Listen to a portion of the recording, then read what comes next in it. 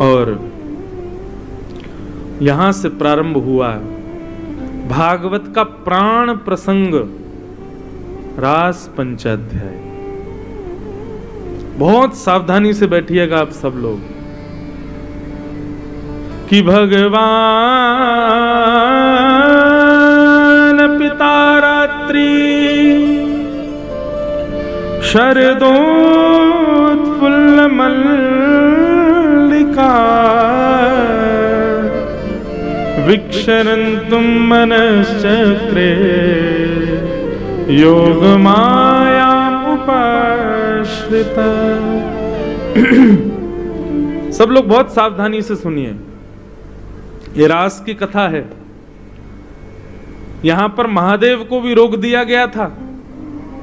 आप लोग तो सामान्य जीव हो, इसलिए थोड़ा विचार कीजिएगा और बहुत सावधानी से सुनिएगा। अब जो हम प्रसंग सुनने जा रहे हैं बंधुओं, रास पंचाध्याय, इसको श्रीमद् भागवत का प्राण माना गया है।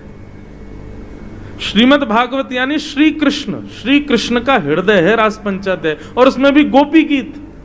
गोपी गीत तो निज हृदय है ठाकुर जी का, इसलिए इसको बहुत सावधानी से सुनिएगा।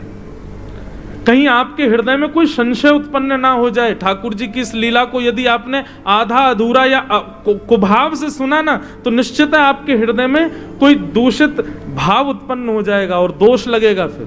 इसलिए बहुत सावधानी से सुनिएगा। रास पंचाध्याय का सबसे पहला अक्षर क्या है कि भगवान अपिता रात्रि।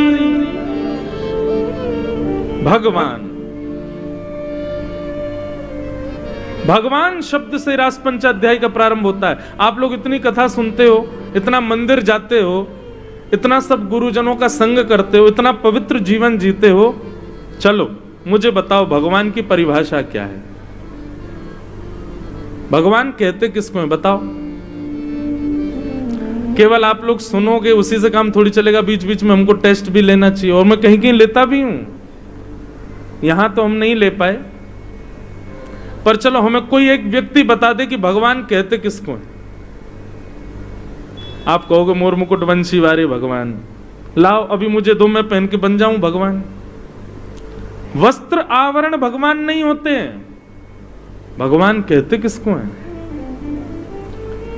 6 ऐश्वर्यों से जो संपन्न हैं, 6 भग जिनके पास हैं, उनको भगवान कहते हैं। जैसे बल के अधिष्ठाता को बलवान कहते हैं, धन के अधिष्ठाता को धनवान कहते हैं, ठीक वैसे ही 6 भग जिनके पास हैं वो भगवान। और ये षड भग कौन कौन से हैं? ये 6 ऐश्वर्य कौन कौन से हैं? उत्पत्ति प्रलयम चैव भूतानाम अगति गति वेत्ति विद्याम अविद्याम च सवाच्यो भगवान इति। याद रखिएगा, जिसको ये पता है कि सृष्टि कब बनी थी और जिसको ये पता है कि संहार कब होगा, पता से नहीं, जो सृष्टि का आदि है, निर्माता है, और जिसके ही अधीन ये सृष्टि है, जब वो चाहे तब इसको तहस नहस कर सकता है। ये 2 लक्षण जिसके पास है। एक बार हम स्कूल में जब पढ़ते थे तो हल्ला मचा था 2012 में पृथ्वी खत्म हो जाएगी, और फिर एक हॉलीवुड ने मूवी भी बना दी, लोग बाग डरते रहे। फिर हुआ 2020 में खत्म हो जाएगी, अब 2024 चल रहा, अभी तक तो कुछ हुआ नहीं। अभी ऐसा आ रहा है कहीं कहीं से भारत में ही सुनने को मिल रहा 2026 में खत्म हो जाएगा सब। भविष्य मल्लिका नाम के ग्रंथ में लिखा है कि ऐसा होगा, वो होगा, पृथ्वी पर जे हो जाएगा। मुझे आप एक बात बताइए, सर्वनाश अभी नहीं हो रहा है क्या? हर क्षण सर्वनाश हो रहा है हम लोगों का। सूर्य दिन व दिन तेज युक्त होते जा रहे हैं, ग्लोबल वार्मिंग हो रही है, बर्फीले पहाड़ अपने पिघलते जा रहे हैं। चलो ये तो वातावरण की बात है, मानवों को देख लो। 100 वर्ष की आयु मिली है हम लोगों को। कौन जी रहा है 100 वर्ष? 100 से 90 पे आ गए, 90 से 80 पे आ गए, 80 से 70 पे आ गए। आजकल तो 25 वर्ष के बालक को 4 दिन पहले हार्ट अटैक आया। 25 वर्ष के बालक को। आप सबके बालकों को मैं देखता हूं, 3-3 वर्ष के बालक के आंखों में चश्मा लगा हुआ है। 3 वर्ष के बालक की आंखों में चश्मा। ये सर्वनाश नहीं हो रहा हम लोगों का? हम हर दिन प्रलय की ओर जा रहे हैं। क्यों? रोज के तब ऐसा होगा, तब ऐसा, कुछ ना कुछ हो ही रहा है हमेशा। हर साल एक नई चीज होती है। आजकल कोविड आ गया, अब तो कोरोना बड़ा साधारण हो गया, किसी को भी हो जाता है। जब आया था तब तो बड़ा भयावह स्वरूप था, मंजर था। तो भैया ये तो प्रकृति का नियम है, हर दिन कम हो रहा है, सब कुछ घटता ही जा रहा है। लेकिन जो परफेक्टली जानते हैं कि विश्व का नाश कब होगा, वो भगवान है। इसको कोई नहीं बता सकता कि पृथ्वी का सर्वनाश कब होगा, पृथ्वी कब बनी थी और पृथ्वी कब धूमिल होगी। ये जो जानते हैं, ये 2 लक्षण हो गए, उत्पत्ति प्रलयम चैव। दूसरी बात, भूतानाम अगति गति। मुझे ऐसा लगता है मैं ऐसा करूंगा तो इसमें मुझे फायदा होगा, लेकिन वो करने के बाद मुझको कोई फायदा नहीं हुआ, बल्कि बर्बाद और हो गए।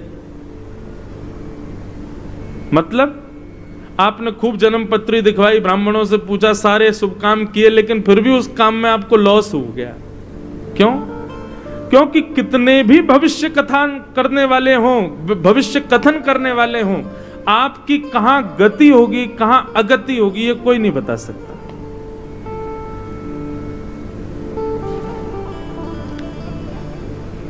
अब मुझे कहना तो नहीं चाहिए, लेकिन कह दूं, ज्योतिष भगवान के नेत्र हैं, भगवान के चक्षु माने जाते हैं। ज्योतिष ठाकुर जी के नेत्र हैं, पर उसका प्रयोग, ज्योतिष का प्रयोग ऐसी खाली पीली बैठे हमेशा नहीं करते रहना चाहिए। नहीं बता दो कल मैं जा रहा हूं वहां पे होगा कि नहीं, कल ये होगा कि नहीं। अब हम लोग ब्राह्मण वेश में रहते हैं, बगलबंदी धोती पहनते हैं, तिलक लगाते हैं, तो जो अब आजकल तो कथाएं सुनते रहते हैं, लोग पहचान जाते हैं। एयरपोर्ट पे ट्रेन में जाएं तो महाराज जी कथा करते हैं, और जो नहीं जानते वो सीधे आप पंडित जी हैं, मैं यहाँ जन्मपत्री देखना आती है आपको, हाथ देखना आता है। सारे इंजीनियर सॉफ्टवेयर बनाने वाली थोड़ी होते हैं, ऐसे सारे ब्राह्मण हाथ देखने वाली थोड़ी होते हैं। इस प्रकार ज्योतिष का प्रयोग नहीं, ज्योतिष का प्रयोग उन लोगों के लिए जो बहुत भयभीत अवस्था में हैं, वे जानना चाहें कि ठाकुर जी क्या आज्ञा कर रहे हैं, और वो आज्ञा समझ करके फिर अपने कर्म को प्रधान रखें। बस वहां ब्राह्मण देवता ने कह दिया ऐसा ऐसा ऐसा ऐसा है, अब बैठे हैं चिंता कर रहे हैं कि शनि की 7.5 चल रही है, मैं कुछ भी करूंगा सफल तो होऊंगा ही नहीं। नहीं, आप कर्म पर ध्यान रखो। कई बार नक्षत्र ग्रह आपके कर्म की वजह से बदल जाते हैं, अच्छे हो जाते हैं। तो हमारी कहां गति है, कहां अगति है, ये जो जानते हैं, तो 2 गुण, पृथ्वी कब बनी और कब नष्ट होगी, मानवों की कहां गति है, कहां अगति है, ये जो जानते हैं। 4 लक्षण हो गए, और 2 लक्षण, वेत्ति विद्याम अविद्याम च।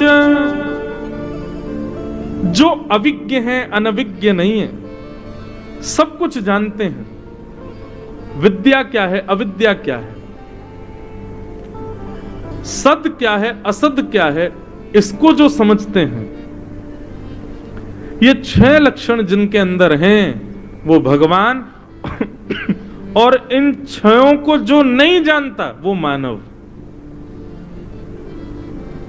आप कितना भी दावा कीजिए, ये 6 भग आपके पास कभी नहीं आ सकते, ये केवल भगवान के पास रहते, इसीलिए वो भगवान है।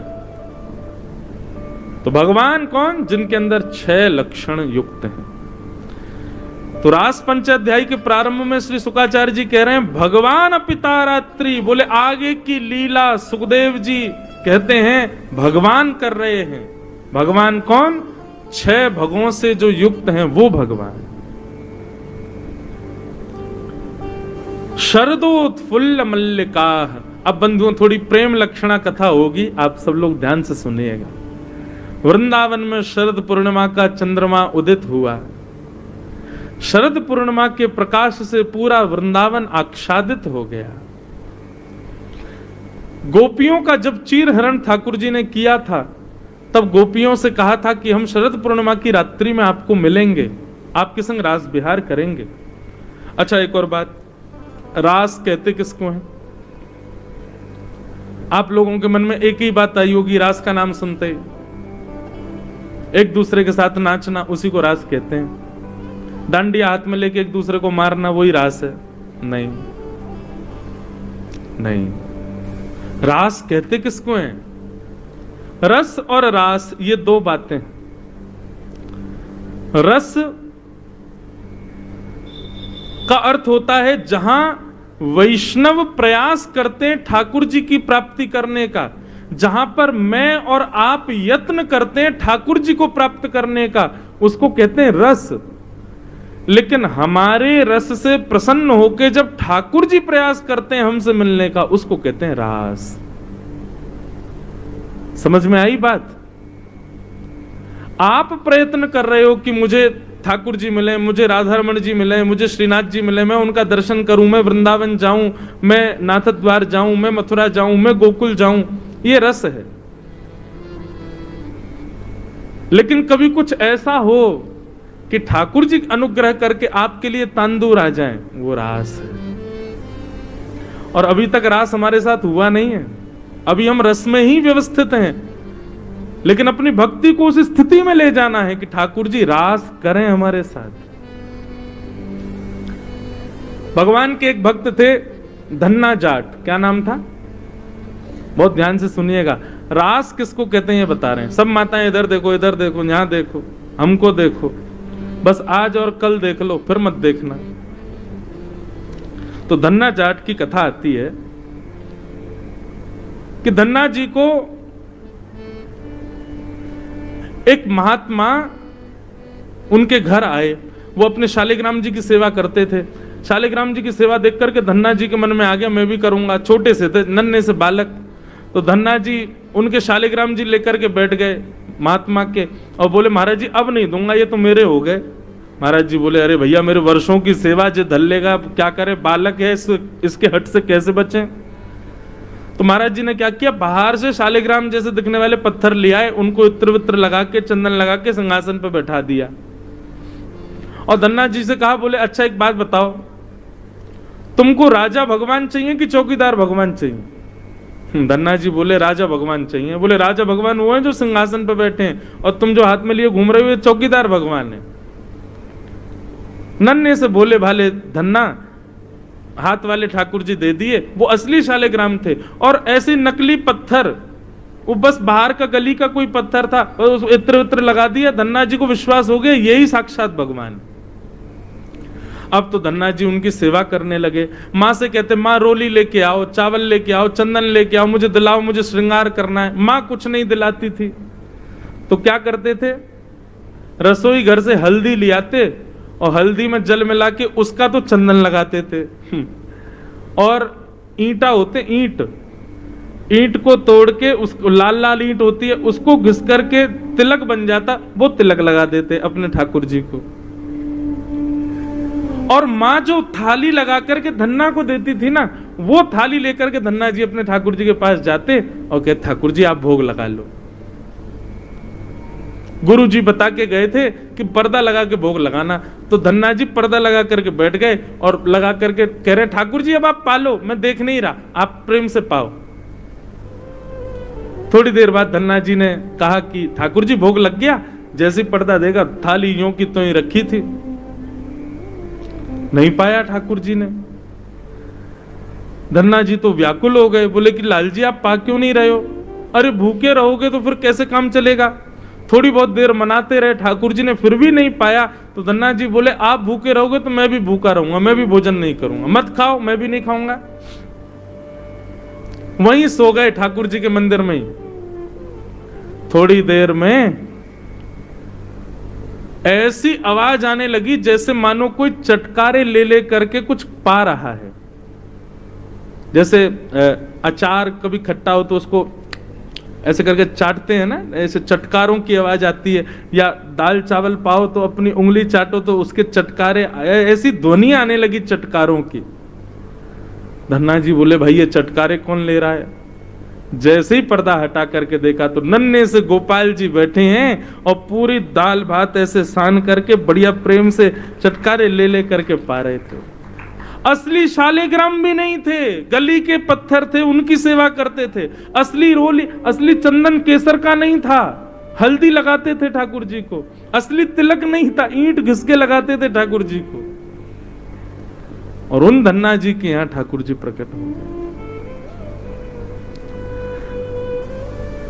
ठाकुर जी ने कह दी किसी को बताना नहीं, हम ऐसे ही मिला करेंगे तुमसे। धन्ना जी बोले ठीक है। अब धन्ना जी थोड़े बड़े हो गए तो अपने घर की गैयाएं चराने जाते थे, तो ठाकुर जी को सिंहासन से उठा के अपनी जेब में धर के ले जाते। थोड़ी दूर जाकर के ठाकुर जी प्रकट हो जाते और धन्ना के गले में गलवैयां डाल करके चलते।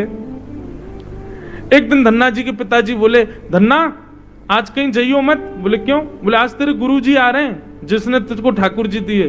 धन्ना जी तो नाचने लगे। 10 साल हो गए, 10 साल बाद गुरु जी आ रहे हैं। बोले मेरे तो गैया चरावे जावे को समय है गया, अब क्या करूं? सो उसने क्या किया, गैया लेकर के थोड़ी दूर गया और ठाकुर जी को जेब से निकाल के नीचे दल लिया। बोले ठाकुर जी आज गुरु जी आ रहे हैं, आप गैया चराने जाओ। ठाकुर जी आ गए, उसकी गैया चराने चले गए। धन्ना जी लौट के अपने घर आ गए। भक्तमाल जी में कथा धन्ना जी की। गुरु जी आए, गुरु जी ने अरे वाह धन्ना बहुत बड़े हो गए तुम तो। गुरु जी सब आपकी कृपा।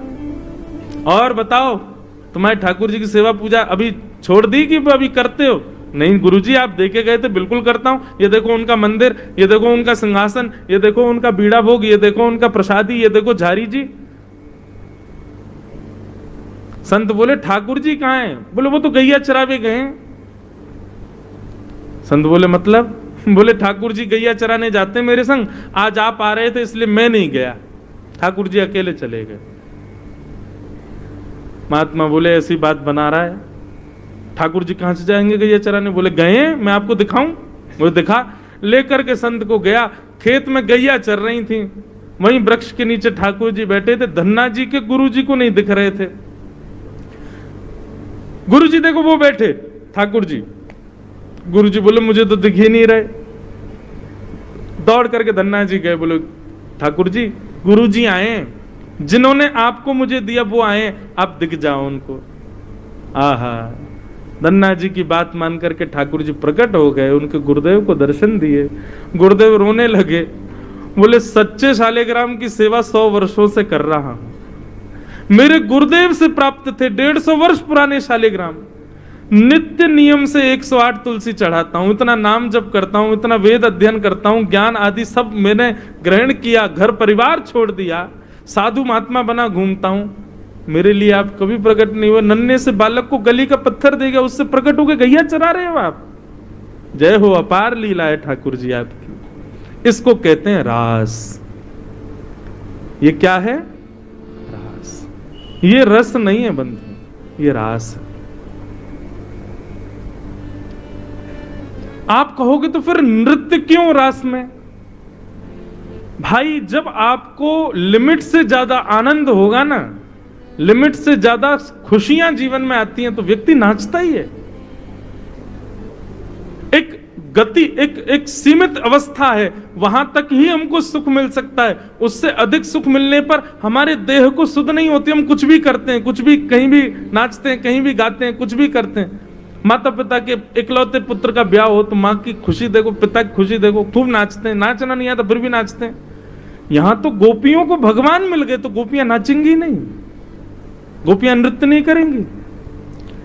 लेकिन आज के बाद याद रखिएगा, रास का मतलब नाचना नहीं होता। रास का मतलब होता है कि ठाकुर जी ने अपनी प्रभुता छोड़ करके गोपियों को वो स्थान प्रदान किया जो एक प्रियतमा का होना चाहिए। उनके लिए इतने सहज हो गए कि गोपियों के गले में गलवैयां डाल रहे हैं, गोपियों के संग घूम रहे हैं, गोपियों की बात सुन रहे हैं। इसको रास कहते हैं, ये रास विहार। और उससे प्रसन्न होकर के गोपियां नाचती हैं, इसलिए हमको नृत्य दिखता है रास में। पर रास का मतलब और रस का मतलब यही है कि हम प्रयास करें ठाकुर जी को प्रसन्न करने का, ये रस है, लेकिन ठाकुर जी प्रयास करें हमसे मिलने का, ये रास है।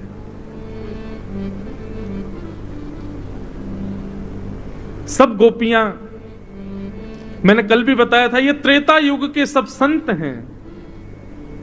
एक युग की प्रतीक्षा के बाद गोपी बनकर के आए। इनको पता है कि ये साक्षात भगवान कौन है। ये नंद नंदन के बेटा नहीं है, ये यशोदा जी के बेटा नहीं है, साक्षात भगवान है। इनसे तो संबंध बनाना पड़ेगा। और इसी के लिए गोपियां कात्यायनी पूजा करती हैं, यमुना में स्नान करती हैं कि हमको कृष्ण प्राप्त हो जाएं। ठाकुर जी ने शरद पूर्णिमा का आश्वासन दिया कि शरद पूर्णिमा की रात्रि को हम आपसे मिलेंगे। ठाकुर जी की आयु 7.5 वर्ष की है जब रास विहार हुआ। भगवान गए और कदम्ब वृक्ष के नीचे बैठ करके ठाकुर जी ने अपने अधर पर वेणु को आच्छादित किया, कोमल छिद्रों को अपनी उंगलियों से दबाते हुए। जैसे ही ठाकुर जी ने प्राण पिरोए, वंशी बजने लगी वृंदावन में, और सबको ऐसा लगने लगा कि नंद नंदन यशोदा नंदन कृष्ण वंशी बजा रहे हैं। पर कृष्ण प्रेम में उन्मुक्त गोपियों को ऐसा लगने लगा कि नहीं, श्री कृष्ण हमको बुला रहे हैं, श्री कृष्ण तो हमारा आवाहन कर रहे हैं। आप कहोगे महाराज जी हमको कभी वेणु सुनाई देगी ठाकुर जी की? ठाकुर जी की वेणु क्या है बंधुओं? ये जितने भी वैष्णवाचार्यों को आप सुनते हैं, जितने भी कथा प्रवक्ताओं को आप सुनते हैं, जितने भी गुरुजनों के प्रवचन आप सुनते हैं, यदि वो प्रवचन आपके जीवन पर असर डालते हैं और आपके अंदर ऐसा भाव प्रकट करते हैं, नहीं मुझे ये करना ही है, वही ठाकुर जी की वेणु है, वही ठाकुर जी की वंशी है। लेकिन यहां से घुसी बात और यहां से निकल गई कोई असर नहीं, जैसे पहले थे वैसी अब हो। तो आपने वंशी सुनी, आपने ठाकुर जी की चर्चा नहीं। वंशी तो ठाकुर जी बजा रहे हैं, पूरा ब्रज सुन रहा है, लेकिन सबको ये लग रहा है कि ठाकुर जी वंशी बजा रहे हैं। लेकिन गोपियों को तो स्वर सुनाई दे रहा है कि ठाकुर जी कान में आकर के कह रहे हैं, चल गोपी जल्दी चल, मैं तेरी प्रतीक्षा कर रहा हूं।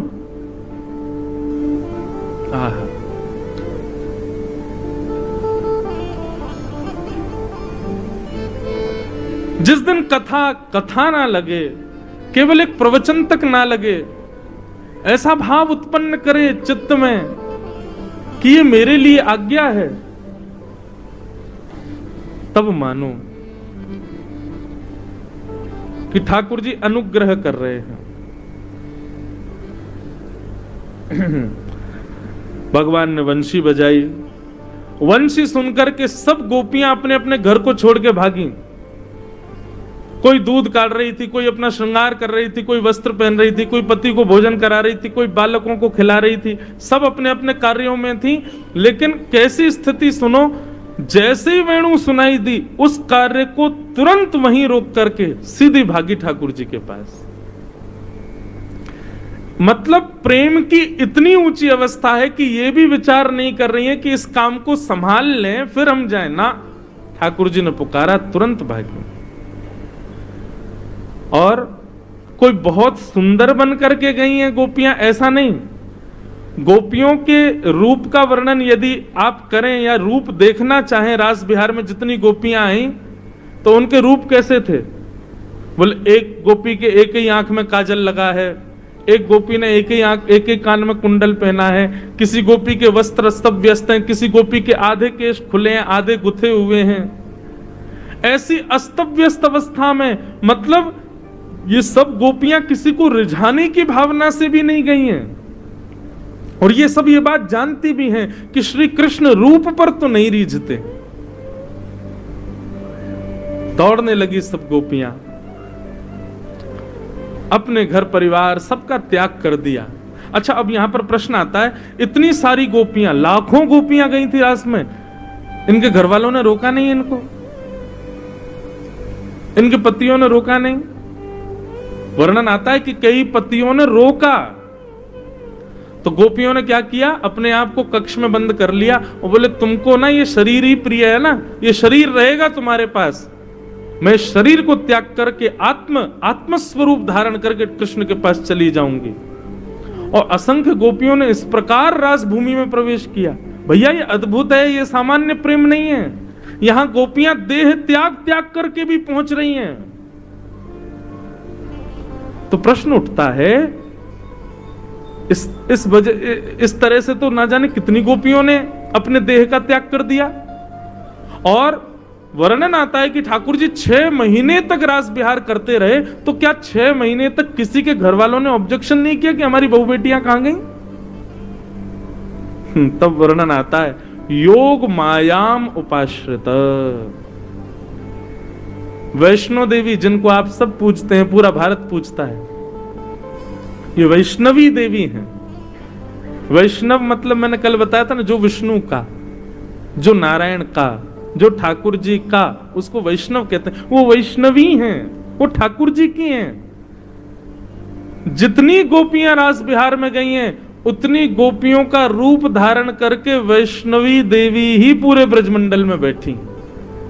सबको ऐसा लग रहा, हमारी मैया तो ये घूम रही, हमारे पिता, हमारी बहन तो ये घूम रही, हमारी बहू तो ये घूम रही, लेकिन वास्तविक तो वे सब कृष्ण के पास थी। उनका छद्म भेष धारण करके योग माया पूरे ब्रजमंडल में बैठी है।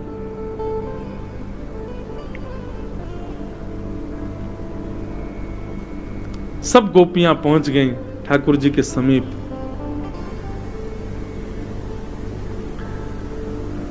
भगवान ने सबसे पहले तो स्वागत किया। स्वागतम वो महाभाग प्रियम किम करिवाणि व्रजस्यानामयं कश्चित् ब्रूतागमन कारणम्। बहुत सुंदर भाव। ठाकुर जी ने कहा, आइए आइए आइए, स्वागत है सब गोपियों का। लेकिन क्या मैं आप लोगों के इतनी रात में अपने अपने घर परिवार छोड़ के, पतियों को छोड़ के, बच्चों को छोड़ के यहां आने का कारण पूछ सकता हूं?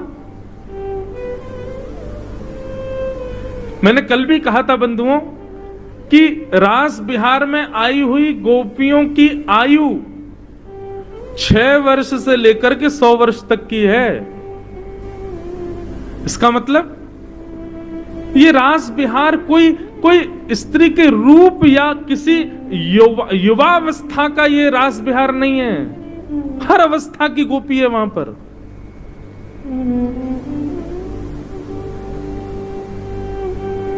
सब पहुंची रास बिहार में। ठाकुर जी ने कहा, आपके इतनी रात में आने का कारण जान सकता हूं? अपने पति परिवार को छोड़ के आई हो। भगवान ने 10 श्लोकों में पतिव्रता नारी का धर्म समझाया। तुमको पता है पतिव्रता नारी का कितना बड़ा धर्म होता है? तुम अपने पति परिवार सबको छोड़ के चली आई मेरे पास।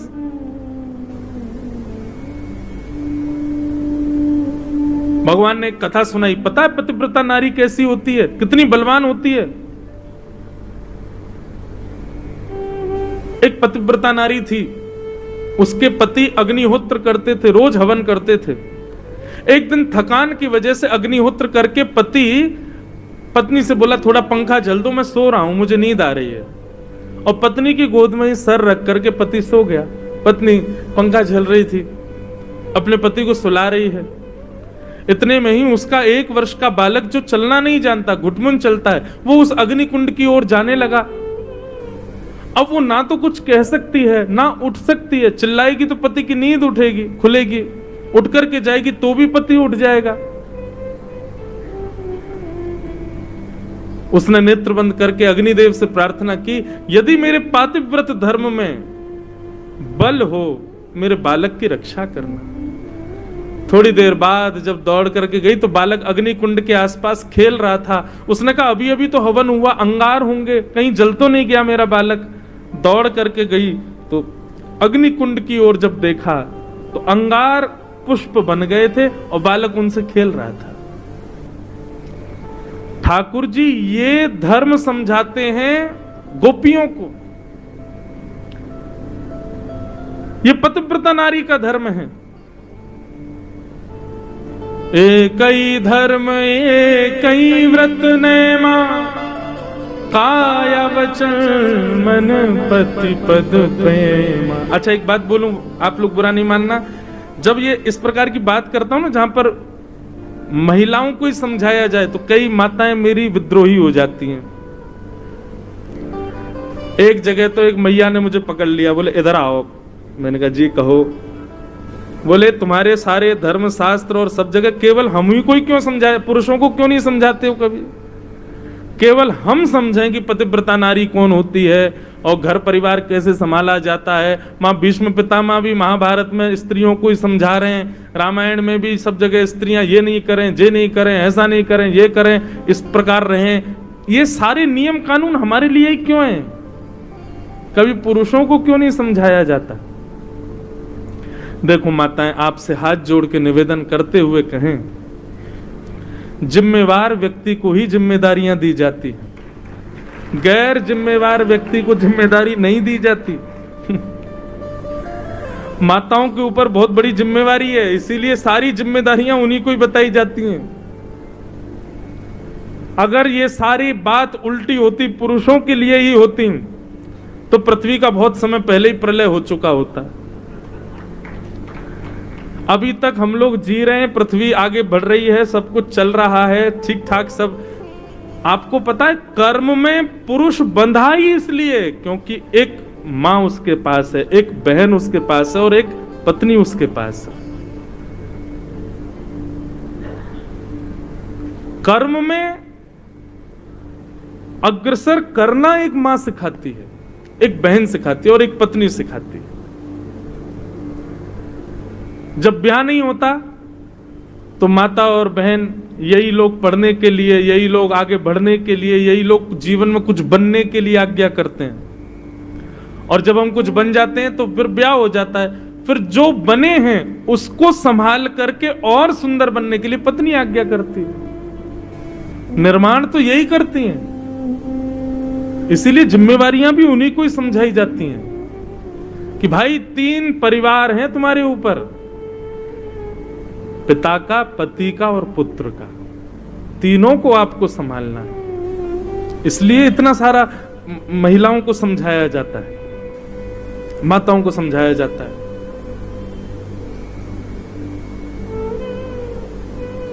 वो बात अलग है कि वुमेन एम्पावरमेंट वाले कहते हैं काहे को, हमको ही क्यों, तो फिर आपकी इच्छा।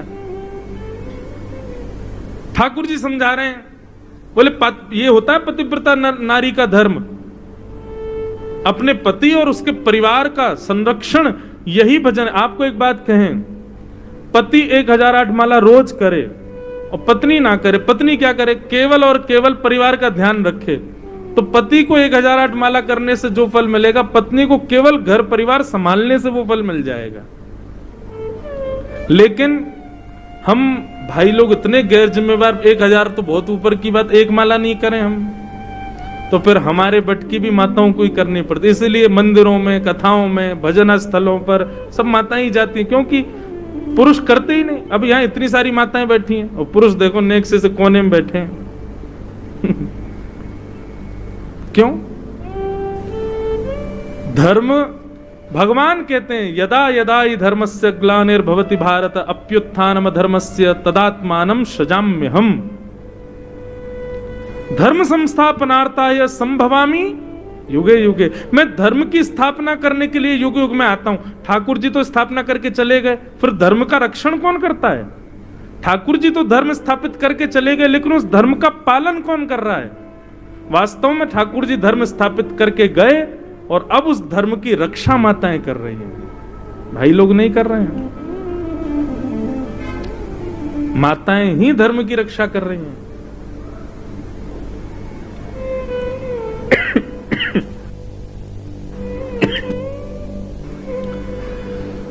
ठाकुर जी समझाने लगे पतिव्रता नारी का धर्म ये होता है, ये होता है। गोपियां खड़ी खड़ी सुन रही थीं। जैसे भगवान के प्रवचन पूरे हुए, गोपियां बोली अब हम कुछ बोलें? ठाकुर जी बोले बोलो। तब गोपियां कहती हैं कि मैवं विभोर्हति भवान गदितुं नृशंसम् संत्यज्य सर्व विषयांस्तव पादमूलम् भक्ता भजस्व दुर्वग्रहमान् त्यजस्मान् देवो यथादि पुरुषो भजते मुमुक्षु। गोपियां कहती हैं श्याम सुंदर, आप ये पतिव्रता नारी का धर्म हमको क्यों समझा रहे हो? क्या आया आपके मन में जो आप हमको ये सब समझा रहे हो? क्या आपको ऐसा लगता है हम पतिव्रता नहीं है, या आपके मन में ये बात आ रही है कि हम व्यभिचारिणी हैं, पर पुरुष गमन कर रही हैं? तो आप बिल्कुल गलत हो। सबसे पहली बात तो आप पुरुष नहीं हो, आप साक्षात भगवान हो। दूसरी बात, हमारे पति हैं, परंतु आप जगतपति हो, आप पतियों के भी पति हो। आप कहते हो पतिव्रता नारी का धर्म पालन करो, पति की सेवा, पति का ये, पति का ये। आप तो जगत के पति हो, आप हमारे ही नहीं है। हम जिनको अपना पति मानती हैं, हमारे पतियों के भी पति आप हो। पति शब्द का अर्थ क्या होता है? रक्षक। पति शब्द का सीधा अर्थ होता है रक्षक, जो रक्षा करे, वो पति होता है। आप तो जगतपति हो, और यदि हमने पति को जो स्नेह हो वो आपके लिए निवेदित कर दिया, तो आप हमको पतिव्रता नारी का धर्म क्यों समझा रहे हो? हम व्यभिचारिणी हैं क्या? या आपको ऐसा लगता है कि हमारे भीतर कोई कुभाव जन्म लेता, हम किसी और भाव से रह रही हैं? ऐसा नहीं सोचिएगा। हम जानती हैं कि आप कौन हो, इसलिए आपसे प्रेम करती हैं। आप जगतपति हो, आपके प्रभाव पर नहीं रीझी हैं हम, आपके स्वभाव से भी हमको कोई मतलब नहीं। हम सब जानती हैं कि हम पूर्व जन्म से आपकी प्रतीक्षा कर रही हैं। हम दंडकारण्य वन के संत हैं, तब राम रूप में आप आए थे लेकिन हमसे नहीं मिले। प्रतीक्षा करते करते इस जन्म में हम गोपी बनी और आप कृष्ण बन करके आए। अब तो मिलना पड़ेगा। हर जीव का यही धर्म है कि अपनी मृत्यु से पहले भगवत प्राप्ति कर ले, और यदि वो कर रही हैं, हम बस कोई भक्त भाव से करता, कोई भाई के भाव से करता, कोई मित्र के भाव से करता, हमने प्रियतमा के भाव से किया, तो फिर हमें दोष क्यों? गोप्यः कामात् भयात् कंसः, उस कंस को भी मुक्ति मिल जाती है जो आपको गालियां देता है। उस रावण को भी मुक्ति मिलती है जो आपसे विद्वेष करता है। विद्वेषी आपको प्राप्त कर सकते हैं, लेकिन प्रेम करने वाली हम गोपियां, आप हमको पतिव्रता नारी का धर्म समझा रहे हो। आपने कंस को तो नहीं समझाया था जो आपको गालियां देता था। आपने उन राक्षसों को कभी नहीं समझाया जो आपसे विद्वेष करते। हम प्रेम करने वाली गोपियां क्यों समझा रहे हो आप हमको? और सुनिए, एक कथा हम भी सुनाती हैं। आपने बहुत अच्छी कथा सुनाई पतिव्रता नारी की, एक कथा हमसे और सुनो। एक पत्नी थी, उसका ब्याह हुआ। एक कन्या थी, उसका ब्याह हुआ।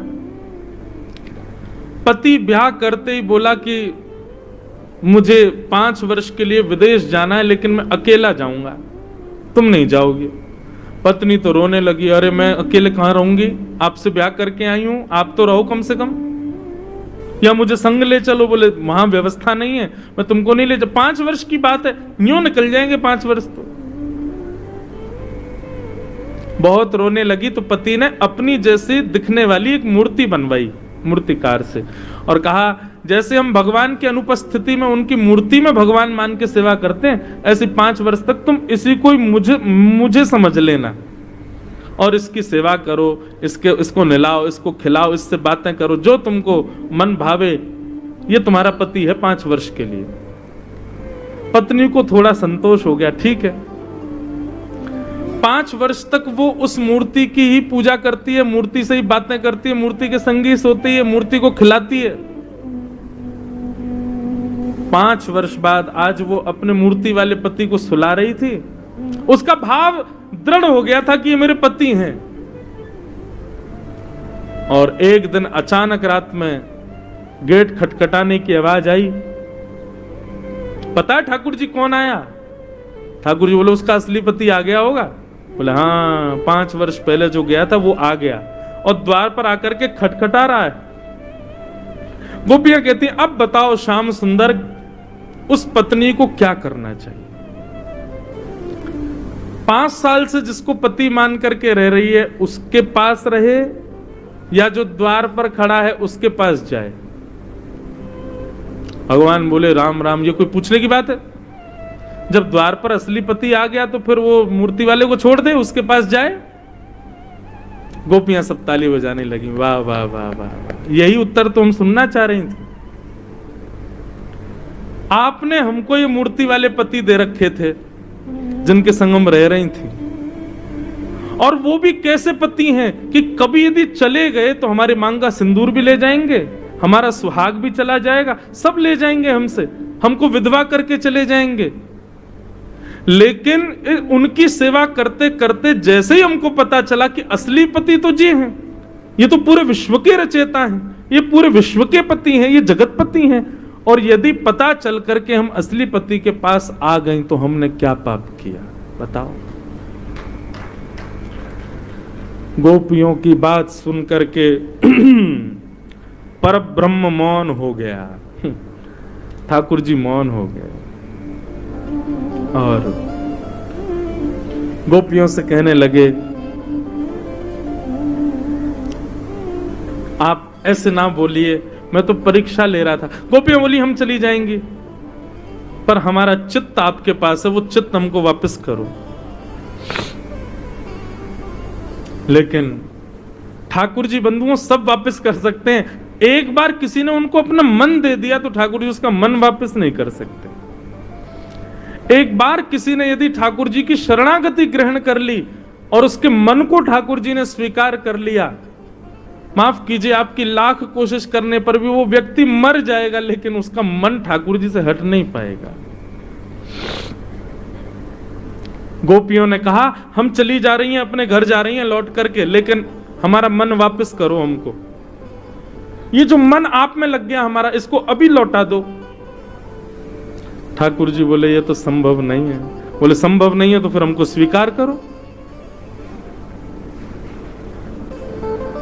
ठाकुर जी ने मन में विचार किया, इतनी देर लगा क्यों रहे ठाकुर जी? अरे जब जीवात्मा आ गया, शरणागति ग्रहण कर रहा है तो फिर स्वीकार क्यों नहीं कर रहे? बंधुओं ठाकुर जी किशोरी जी की प्रतीक्षा कर रहे थे, किशोरी जी आई नहीं अभी। इतने में ही श्री वृषभानु दुलारी हमारी श्यामाजू पधारी। जैसे किशोरी जी का आगमन हुआ, ठाकुर जी ने गोपियों के संग रास किया। रास कैसे किया? अब हर गोपी के पास ठाकुर जी जाते हैं, थोड़ी देर बैठते हैं, उससे वार्ता करते हैं, कभी उसके पैर पकड़ते हैं, कभी उसके नेत्रों को देखते हैं, उसके आंसुओं को पोंछते हैं, उसको जल पिलाते हैं, उसके लिए कुछ सामग्री बना करके खिलाते हैं। इतने ठाकुर जी सहज हो गए, और सहज होते होते होते होते होते होते गोपियों को अभिमान हो गया। इतना अभिमान हो गया गोपियों को। बंधुओं बहुत ध्यान से सुनिएगा, ठाकुर जी मुझे ऐसा लगता है सहज इसलिए नहीं होते कि कहीं हमको अभिमान ना हो जाए। आपके लड्डू गोपाल हैं, हम अपने शारदा जी के घर गए, वहां शेषनाग पर पौड़े रंगनाथ भगवान, कितने 80 वर्ष पुराने, 80 वर्ष पुराने थे, कितने प्राचीन ठाकुर जी। इतने वर्षों से ठाकुर जी लेटे लेटे थक नहीं गए होंगे, बैठ तो जाएं कभी। हमारे श्रीनाथ जी 24 घंटा यूं ही खड़े रहते हैं, हम कहते हैं कभी कोई हाथ पांव नीचे कर लिया करो, ठीक है जाओ। लड्डू गोपाल आपकी यूं ही बैठे रहते हैं, कभी सहज थकते नहीं होंगे। कभी आप भाव भी रखो कि ठाकुर जी आप अपने हाथ पांव सीधे कर लो, आप ऐसे लेट जाओ, अंगड़ाई ले लो हमारी तरफ। ठाकुर जी जानबूझ करके बंधुओं सहज नहीं होते। क्यों? क्योंकि उनको पता है यदि मैं सहज हुआ तो इसको अभिमान हो जाएगा। देखा मेरी भक्ति से ठाकुर जी देखो शेषनाग पे पौड़े थे, बैठ गए उठ करके। हम लोगों के अंदर आजकल क्या हो गया है कि हम लोग प्रदर्शन ज्यादा करने लग गए। जरा सी हमारी भक्ति श्रेष्ठ हुई नहीं कि हम लोग प्रदर्शन पर बहुत जल्दी भागते हैं। और प्रदर्शन अभिमानी व्यक्ति ही करता है। इसलिए ठाकुर जी हमारे मान की रक्षा के लिए एक ही आसन पर बैठे रहते हैं, ऐसे लड्डू गोपाल बने रहते हैं। कभी कभी आप नहलाते होंगे, बेचारे गिर जाते होंगे, हाथ से लगती होगी उनको, लेकिन फिर भी यूं ही बैठे रहते। नहीं, मैंने जरा भी आ भी कर दी तो ये पूरे नगर में गाया आएगा, मेरे ठाकुर जी ने आ करी। कई जगह मैं वीडियोस वगैरह आती हैं, देखता रहता हूं, लोग बाग अपने ठाकुर जी को दूध पिलाते हैं। अब वो दूध कहीं से नीचे चला जाता होगा, पूरी वीडियो बना देते, देखो हमारे ठाकुर जी दूध पी रहे हैं, देखो हमारे ठाकुर जी ऐसे कर रहे हैं, देखो हमारे ठाकुर। बंधुओं, ये सब अभिमान को जन्म देता है कि देखो मेरी भक्ति की सामर्थ्य, मेरे ठाकुर जी ऐसा कर रहे हैं। और यही अभिमान, यही मान ठाकुर जी को प्रिय नहीं है। इसलिए ठाकुर जी असहज रहते, सहज नहीं होते। आज गोपियों के लिए ठाकुर जी इतने सहज हो गए कि कोई गोपी यदि ये भी कहती ना, लाला मुंह पे तो चलो ही ना जा रहा हो, मेरे तो पांव में दर्द है रो, सो ठाकुर जी कहें अच्छा बैठो मैं दबाऊं, और ठाकुर जी उसके पांव दबाने लगते। कोई गोपी कहती मुझको तो बड़ी प्यास लग रही है, ठाकुर जी तुरंत यमुना जी का जल अपनी अंजलि में भर के लाते, उसको पिलाते। इतने सहज हो गए ठाकुर जी कि गोपियों को अभिमान हो गया, ये हमारे रूप पर मोहित हो गए, ये हमारे रूप पर आसक्त हो गए। और जैसे ही अभिमान हुआ, भगवान उस भूमि को छोड़ करके अंतर्ध्यान हो गए। जहां अभिमान होगा बंधुओं, वहां ठाकुर जी कभी नहीं रह सकते। अभिमान हो गया। गोपियां व्याकुल हो गई, कहां चले गए नाथ, खोजने लगी ठाकुर जी को। ह्यानाथ रमण पृष्ठ क्वासी क्वासी महाभुज दास्यास्ते कृपया नामे सखे दर्शय सन्निधम। हाँ नाथ रमण प्रेष्ठ क्वासी क्वासी महाभुज। पुकारने लगी ठाकुर जी को, ढूंढने लगी। ढूंढते ढूंढते ढूंढते प्रेम की विरह इतनी ज्यादा हो गई कि गोपियां जड़ वस्तु से भी पूछती हैं कि तुमने कृष्ण को देखा, वृक्षों से पूछती हैं तुमने श्याम सुंदर को देखा, तुलसी से पूछती हैं तुम्हारे बिना तो भोजन ही नहीं करते, तुम बता दो वो कहां चले गए। प्रेम की बंधुओं जब नौवीं अवस्था पार होती है ना व्यक्ति की, हम लोग तो इसकी अवस्था में पहली में भी नहीं आते, तो नौवीं तो बहुत दूर की बात है। जब प्रेम की नौवीं अवस्था पार होती है तो प्रेमी जड़ वस्तु को भी चेतन समझ के उससे बात करने लग जाता है। गोपियां जड़ वस्तुओं से बात करने लगी, और जैसे ही प्रेम की 10वीं अवस्था प्रारंभ हुई तो स्थिति ये हो गई कि गोपियां खुद को ही कृष्ण समझने लगी। एक गोपी वेणु का रूप धारण कर लेती है, त्रिभंग ललित श्याम सुंदर हूं मैं, अरे आ जाओ सब गोपियों में यहीं खड़ा हूं, और सब गोपियां उसी को कृष्ण समझ के उसके पास चली जाती हैं। कोई गोपी दूर जाकर के अपनी भुजा ऊपर करके कहती है अरे मैंने गिरिराज जी धारण कर लिए, सब लोग आ जाओ, सब गोपियां उसके पास भाग जाती हैं। कोई गोपी अपने आप को माखन चोरी लीला में प्रवेश करते करते करते प्रेमी मैं ही हूं ऐसी भावना आ गई। ढूंढते ढूंढते रुदन करते करते प्रेम की अवस्थाएं पार करती करती भाव बेहुबला गोपियां वृंदावन में यमुना के तट पर आ गई। और श्री यमुना जी के तट पर अपने आर्तनाद से, अपने विरहनाद से पुकारने लगी श्याम सुंदर को। हे सुन राधिका दुलारी, तेरे द्वारका भिखारी हूँ मैं, शाम का पुजारी।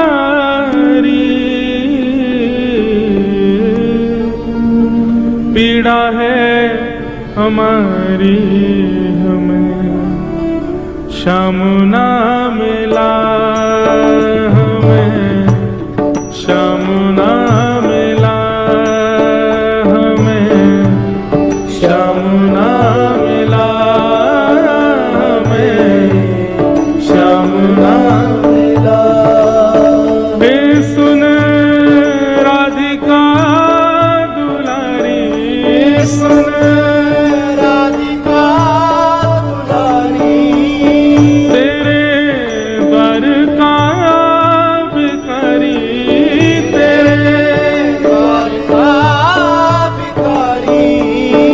एक पीड़ा है हमारी, एक पीड़ा है हमारी, हमें श्याम ना मिला, हमें श्याम ना मिला, हमें श्याम ना मिला, हमें श्याम ना मिला। बोल राधा रानी की जय। सब लोग नेत्र बंद करके श्री जी को याद करो, किशोरी जी का स्मरण करके सब लोग का।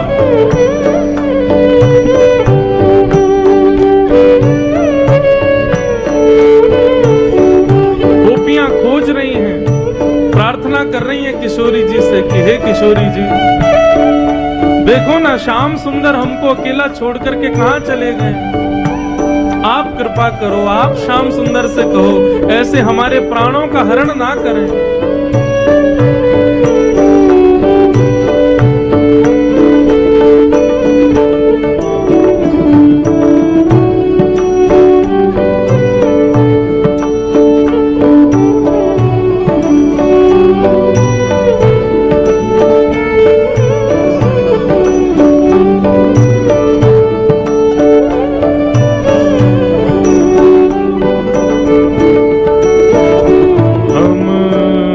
सोचते थे कान्हा कहीं उलझन में होगा, सोचते थे कान्हा कहीं उलझन में होगा। हम सोचते थे कान्हा कहीं उलझन में होगा,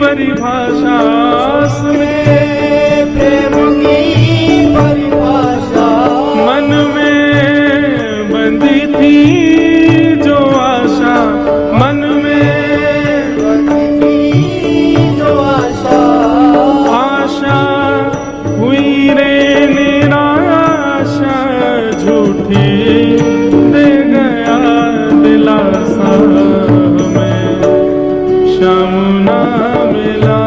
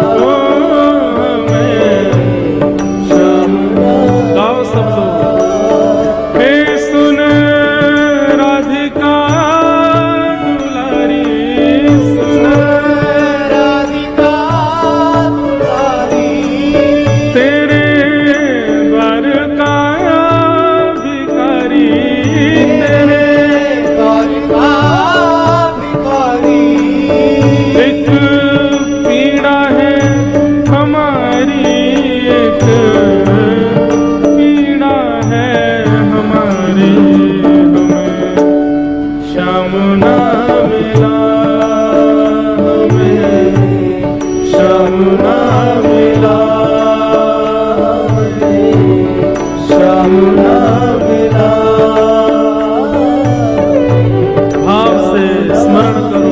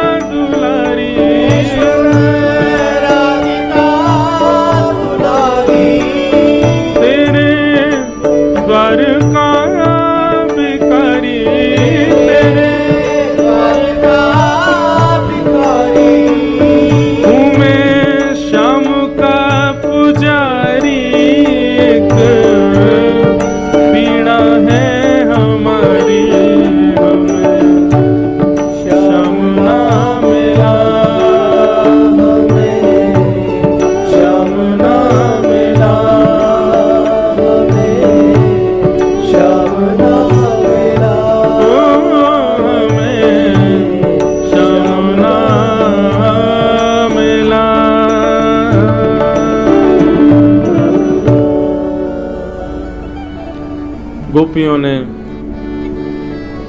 किशोरी जी के चरणों में विरह वेदना को अर्पित किया और कहा, किशोरी जी हमसे कोई अपराध हो गया, ठाकुर जी हमें छोड़ करके चले गए।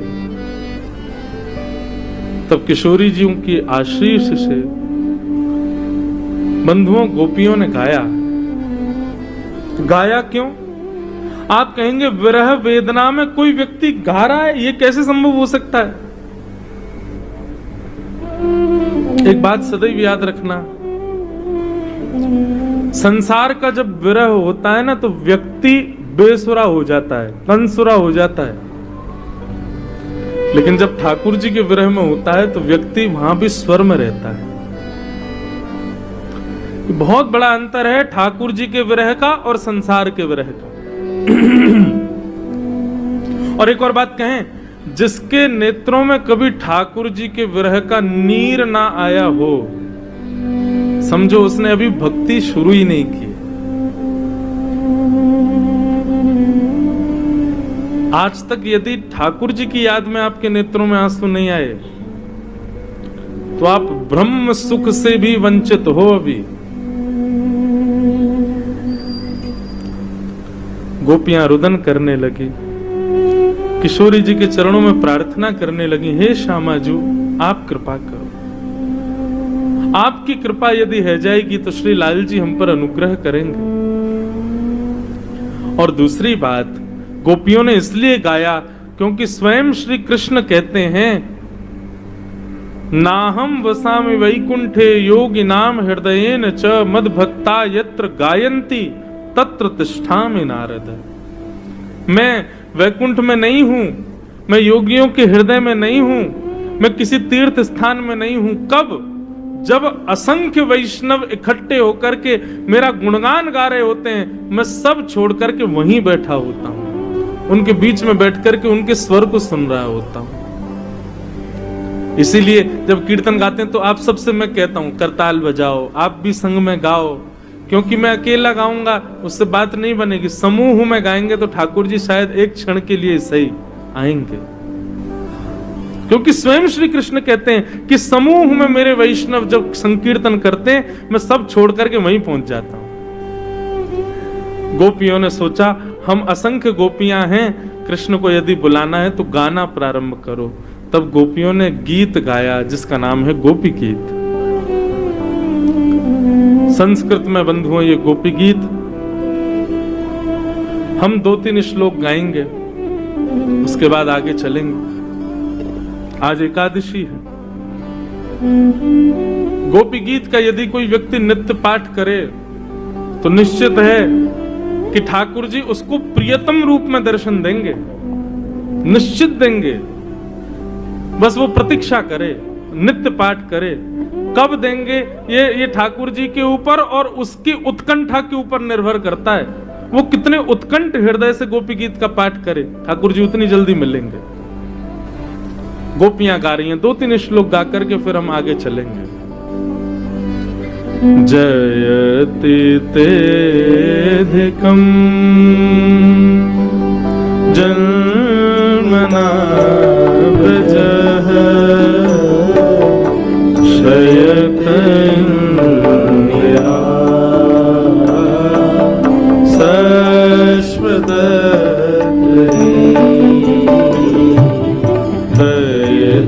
दृश्यता दीक्षुतावता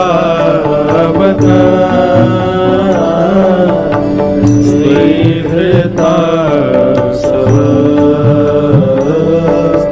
स्वां विचुम्बते शरदुदाशे साधु जात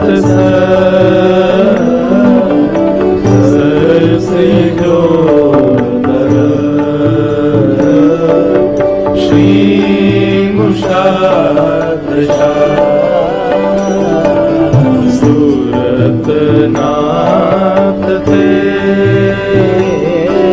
अशुद्ध दास का वरदने दो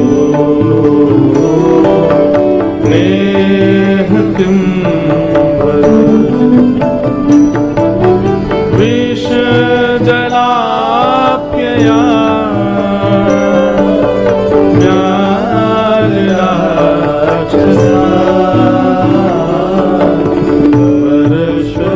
वर्षमाना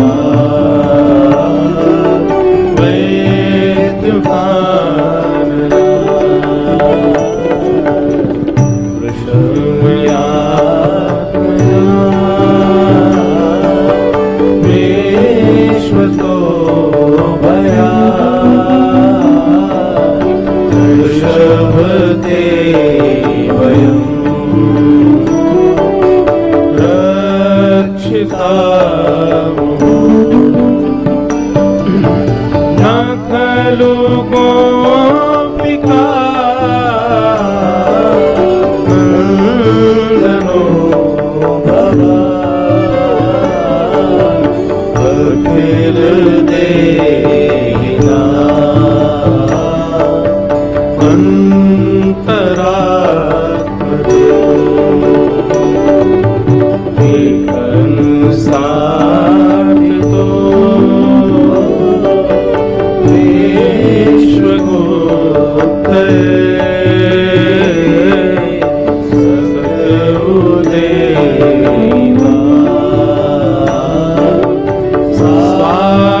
शाश्वतांकुले विरचिता भयं वैष्णिघोर्यते चरणमीशा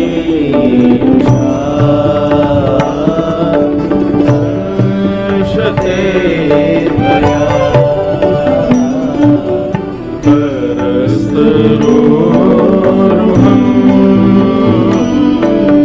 कान्तकावरम्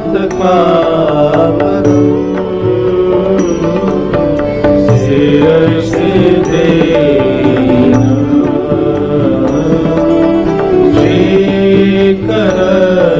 श्रीकरगृहम् शिरसि देना श्रीकरगृहम्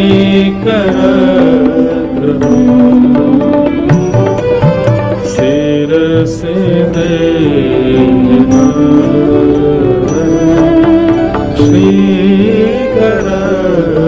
श्रीकरगृहम् यत्ते सुदात चरणाम्बुरुहं स्तनेषु भीताः सनै प्रियदधीमहि कर्कशेषु तेनाटवीमटसि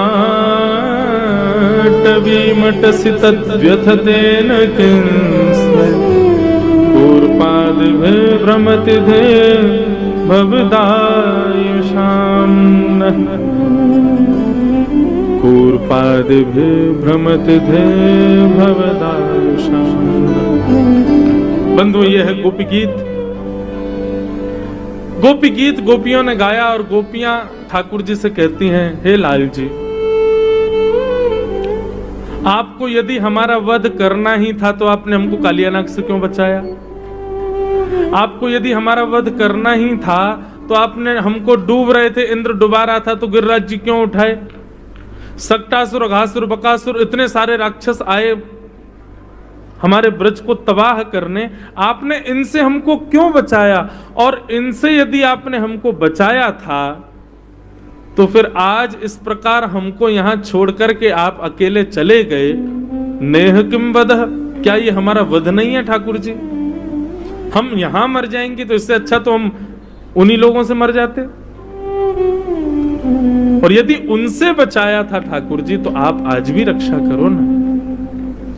गोपियां बंधु बहुत सारे भाव कहती हैं यहां पर। हे नाथ, आपको पता है हम आपसे कितना प्रेम करती हैं? गोपियां बता रही हैं, अटतियत भवानन्धिकाननम्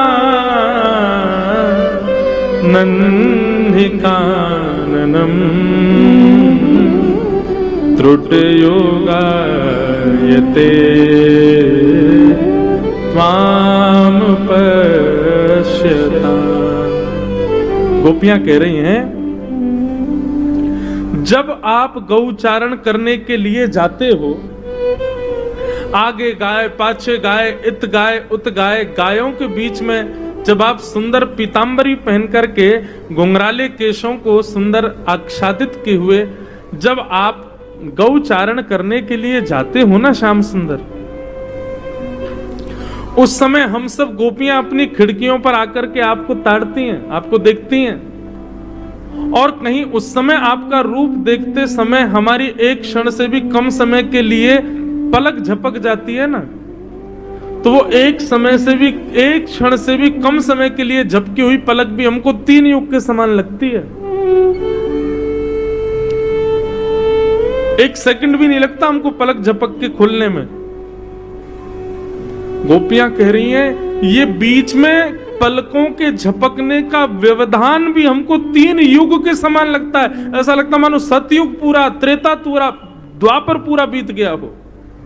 नाथ सोचो, एक क्षण से भी कम समय के लिए आप ना दिखो तो हमारी यह हालत होती है, और आप हमको अंतर्ध्यान होके चले गए। क्या गुजर रही होगी हमारे हृदय पे नाथ, कृपा करो ना। अलग विषय है बंधुओं, गोपी गीत और रास पंचाध्याय। ये आजकल के फिल्म्स देखने वाले लोगों को ये प्रेम कभी समझ नहीं आ सकता। मैं तो स्पष्ट कहता हूं, आजकल के गाने सुनने वाले लोग इस प्रेम को, गोपी गीत को नहीं सुन पाएंगे। आजकल के गानों में जिनके आंख सजल होती हैं, वो गोपी गीत में कभी सजल नहीं हो सकते, क्योंकि हमारा हृदय पूर्ण रूपेण स्वार्थ प्रेम को स्वीकार कर चुका है।